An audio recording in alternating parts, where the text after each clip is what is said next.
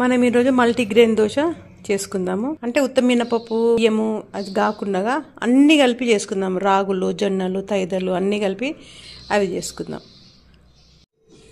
Multigrain దోశకు నానపోసుకుందాం. మనము ఈరోజు నానపోసుకొని రేపు చేసుకుందాము. దీంట్లో అన్ని రకాలు విత్తనాలు ఉన్నవి. ఇగో సోయాబీన్స్ ఉన్నవి, అలసందలు ఉన్నవి, రాగులు ఉన్నవి, తైదలు, జొన్నలు, మిల్లెట్స్, ఆల్ మిల్లెట్స్ ఉన్నవి, నల్ల బియ్యం ఉన్నవి, ఎర్ర బియ్యం ఉన్నవి, పెసర్లు, శనగపప్పు పెసర్లు, మినుములు అన్నీ టోటల్ ఎన్ని ఉన్నావో అన్నీ వేసిన. మల్టీగ్రెయిన్ ఇంకొక కప్పు. ఇది బ్రౌన్ రైస్ సగం కప్పు. ఇప్పుడు బ్లాక్ రైస్ ఉంటుంది. రైస్ ఉండకమే బ్లాక్ ఉంటుంది. ఇది ఎర్ర ఉంటుంది, బ్లాక్ ఉంటుంది. ఇవి బ్లాక్ రైస్. మన బియ్యం, మన మామూలు బియ్యం, మనం రెగ్యులర్గా అన్నం వండుకున్న బియ్యం ఒక కప్పు. ఇవి వాటర్ పోసి మనం 6 hours నానబెడతాము. దీని జీలకర్ర, మిరియాలు అన్నేసి మళ్ళీ అటుకులో వేసి నానబెడతాం. ఫస్ట్ ఇవి నానబెడతాం, అవి అలాగే నానబెట్టాలి. ఇవి 6 hours నానినాయి కదా. ఇప్పుడు మనం ఇవి కడిగి గ్రైండ్ చేద్దాము. బియ్యం నల్ల బియ్యం అన్నది కలర్ నల్లగా వచ్చింది చూడండి. జీలకర్ర, మెంతులు, మిరియాలు నానబెట్టినాము. ఇవి నానబెట్టినప్పుడు ఇవి కూడా నానబెట్టినాము. ఇవి నానబెట్టి ఇప్పుడు డైరెక్ట్ పెట్టేటప్పుడు కడిగి నానబెట్టాలి. కడిగి నానబెట్టి ఇప్పుడు డైరెక్ట్ ఇట్లనే వేసేయాలి. మళ్ళీ ఇప్పుడు కడగొద్దు వీటిని. ఇప్పుడు ఇవి కడుగుతాము, కానీ ఇది కడగొద్దు. ఇది కడిగితే ఏంటంటే దీని జీలకర్ర, మెంతులు, మిరియాలు ఉన్నాయి కదా, వాటర్తో పాటే గ్రైండ్ చేయాలి. దీంట్లో వేసేద్దాం, గ్రైండ్ చేద్దాం. ఇప్పుడు మల్టీగ్రెయిన్ని గ్రైండ్ చేసినాము. ఇది బ్లాక్ ఉంటుంది కలర్, ఎందుకంటే మనం నల్ల బియ్యం నల్ల వేసినాము. అన్ని కలర్ బ్లాక్ ఉంటుంది. మనకు దోశ కూడా నల్లగానే వస్తుంది, పూర్తి తెల్లగా రాదు, రెడ్ కూడా రాదు. అయిపోయింది. మొత్తం పిండి గ్రైండ్ చేసేసినాము. పల్లి చట్నీ ప్రిపేర్ చేసుకుందాం. ఇప్పుడు చట్నీకి పల్లీలు, వేయించుకున్న పల్లీలు, మిరపకాయలు కూడా వేయించినాము. మిరపకాయలు పొట్టు అట్లనే ఉంటాయి, ఏం కాదు, పొట్టుతో వేస్తాము. జీలకర్ర, చింతపండు, కొంచెం కరివేపాకు. ఇప్పుడు గ్రైండ్ చేద్దాం. ఇది ఉప్పు వేసి గ్రైండ్ చేద్దాం. కచ్చపచ్చ దంచుకున్నాం కదా. ఇప్పుడు దీంట్లో 1 స్పూన్ చక్కెర వేయాలి. చక్కెర వేసి ఇప్పుడు గ్రైండ్ చేద్దాం. చట్నీకి పోరేపేద్దాం. కొంచెం ఆయిల్ వేసి పోపు వేసినాము. పోరింపులు అవసరం అనుకుంటే మినపప్పు, శనగపప్పు కూడా వేసుకోవచ్చు. అయితే ఏమి వేయలేదు. దీంట్లో మనం కొంచెం ఉప్పు వేసుకుందాము. ఉప్పు వేసుకోలే కదా, ఉప్పు 1 స్పూన్ ఉప్పు వేస్తున్నాము. ఇది సరిపోకుండొచ్చు. కలుపుదాం. మొత్తం బాగా కలుపుకొని ఇప్పుడు దోశ ప్రిపేర్ చేసుకుందాం. కొత్తిమీర, ఉల్లిగడ్డ, ఇప్పుడు అల్లం తురుముకుందాము. అల్లం తురిమి మనము దోశ వేసినాక దాని మీద కలిపిద్దాం. దీంట్లో క్యారెట్ కూడా తురిమి వేసుకోవచ్చు. మాకు క్యారెట్ ఎక్కువ ఇక్కడ దొరకదు. అల్లము, కొత్తిమీర, ఉల్లిగడ్డ అన్నిట్లా కలిపి పెట్టాలి.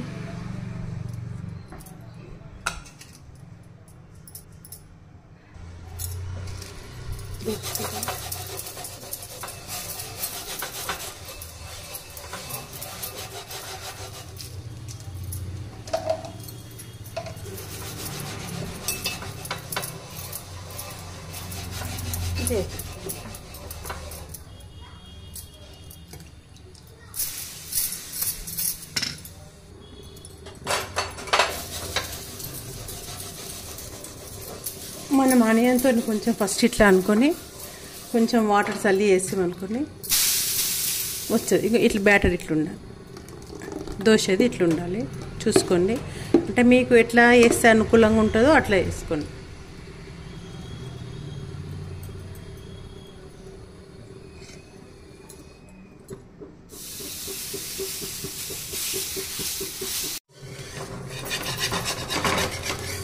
దోశ అయ్యింది. ఇది కొంచెం బ్రౌన్ కలర్ ఉంటుంది. మనము బియ్యము, మినపప్పు వేస్తేనేమో కొంచెం ఆరెంజ్ కలర్ వస్తుంది. మనం దీని అన్నీ ఇది వేస్తాం కదా, అన్నీ పలుకులు వేసినందుకు కొంచెం బ్రౌన్ కలర్ వస్తుంది. రాగి దోశనేమో బ్లాక్ వస్తుంది, మాడిపోయిన దానిలోకి వస్తుంది. ఇదేమో ఇక్కడ బ్రౌన్ కలర్ వస్తుంది.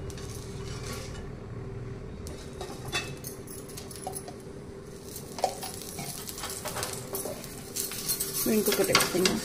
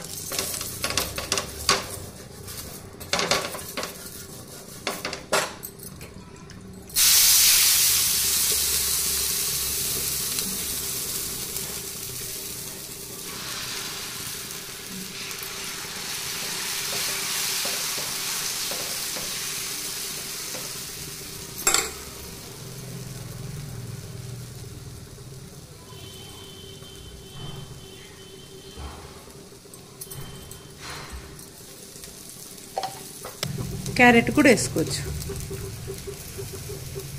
చీజు పన్నీర్ కూడా తురుముకొని వేసుకోవచ్చు దీంట్లో.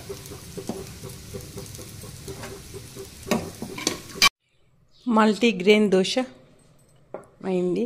బియ్యము మినపప్పు వేసినదేమో మంచి ఆరెంజ్ కలర్ వస్తుంది దోశ. ఇది మల్టీగ్రెయిన్ కాబట్టి కలర్ కొంచెం బ్రౌన్ కలర్ వస్తుంది. మనం ప్యూర్ రాగి దోశ అంటేనేమో బ్లాక్ వస్తుంది. దీంట్లో అన్ని విత్తనాలు వేసినాం కదా, ప్రతి ఒక్కటి కలర్ కొంచెము వేరే వస్తుంది. ఆ దోశకి ఈ దోశకు కలర్ డిఫరెన్స్ ఉంటుంది. మల్టీగ్రెయిన్ దోశ మీకు నచ్చితే లైక్ చేయండి, షేర్ చేయండి, సబ్స్క్రైబ్ చేయండి. థ్యాంక్స్.